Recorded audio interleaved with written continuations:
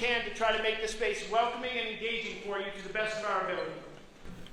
And tonight's conversation is very much driven by a desire to continue honest, compassionate, and sincere dialogue and conversation.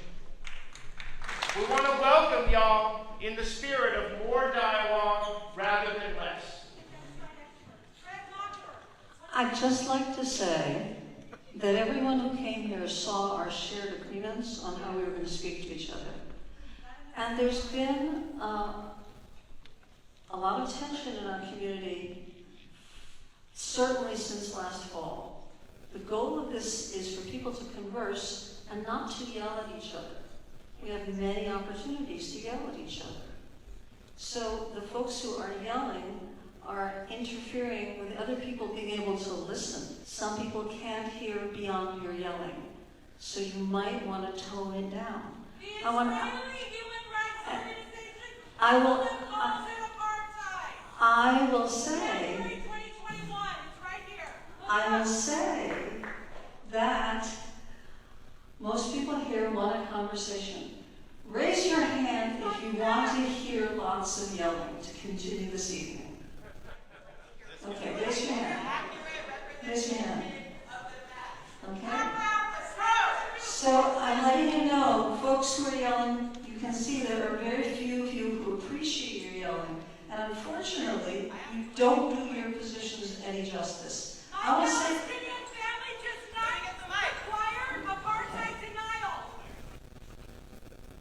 Donald Trump has said, Jerusalem is the eternal capital of the Jewish people, and many Jews agree, believing in a God who has a special relationship with our people and that city.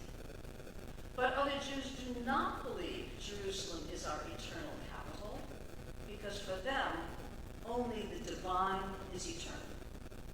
All else is impermanent. What would peace look like? We need peace both between nations and within nations.